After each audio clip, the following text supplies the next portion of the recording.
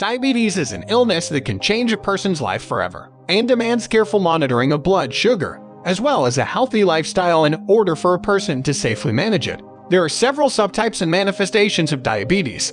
Diabetes type 1 is characterized by the body's inability to manufacture insulin. The development of type 2 diabetes occurs when the body's insulin production or efficacy are no longer able to meet its requirements to better manage their diabetes and increase the amount of glucose that their bodies absorb. Some people with diabetes may need to inject themselves with insulin in addition to taking other treatments. Here in this video, we will talk in detail about the diabetes causes, its symptoms, along with presentations and solutions.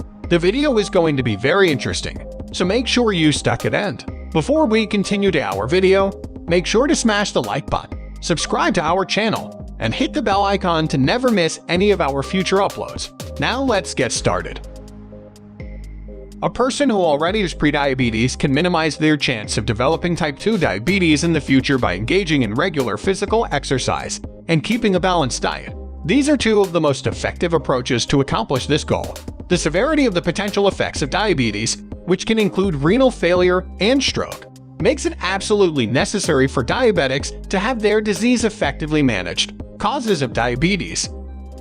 Different causes are associated with each type of diabetes. The specific factors that lead to the development of type 1 diabetes are not fully understood by medical professionals. The pancreatic beta cells that are responsible for manufacturing insulin are frequently targeted and killed by the immune system for unknown reasons. There's a possibility that genes play a part in certain persons. There's also the possibility that a virus triggers an attack from the immune system. The development of type 2 diabetes is caused by a convergence of genetic predisposition and environmental risk factors. Also contributing to an increased risk is being overweight or obese. Your cells will become more resistant to the effects that insulin has on your blood sugar if you are carrying excess weight, particularly around your midsection.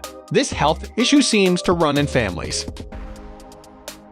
Genes that increase a person's risk of developing type 2 diabetes and being overweight are often passed down via families. The hormonal shifts that occur throughout pregnancy are to blame for the development of gestational diabetes. A pregnant woman's cells become less susceptible to the effects of insulin as a result of hormones produced by the placenta during pregnancy. This has the potential to raise the woman's blood sugar levels while she is pregnant. It is more likely that a woman will develop gestational diabetes if she's already overweight when she becomes pregnant, or if she gains an unhealthy amount of weight throughout her pregnancy. Symptoms and complications. People who have diabetes type 1 who are not receiving treatment urinate frequently and feel like they have an extreme amount of thirst. In most cases, they report feeling extremely fatigued and suffer from substantial weight loss despite having a normal or increased appetite. In most cases, the symptoms of diabetes type 2 manifest in a more progressive manner. It is common for people with type 2 diabetes whose blood glucose levels are not under control to experience a persistent, although mild, feeling of thirst. They also regularly feel minor weariness and complain of blurry vision in addition to having frequent urination. A significant number of the affected women get recurrent yeast infections of the vaginal tract. Diabetes is a significant contributor to the development of cardiovascular disease, which is one of the main causes of death in Canada. Among addition to this, it is the leading cause of blindness and kidney failure in adult Canadians. People with diabetes have a greater than twofold increased risk of developing high blood pressure compared to people who do not have diabetes.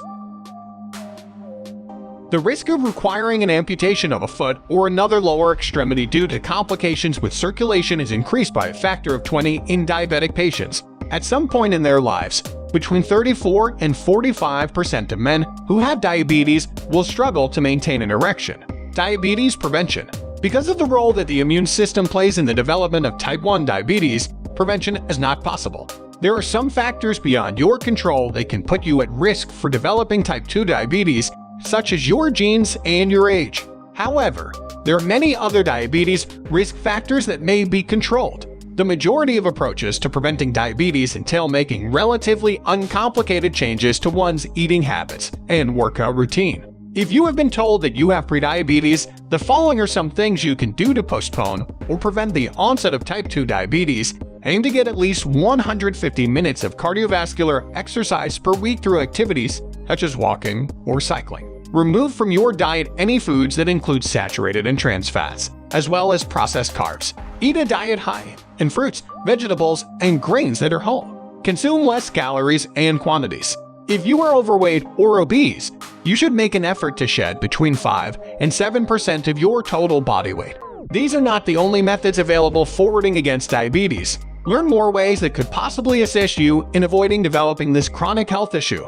Diagnosis and treatment. The testing of blood glucose is a reasonably inexpensive method that can be utilized to arrive at an early diagnosis.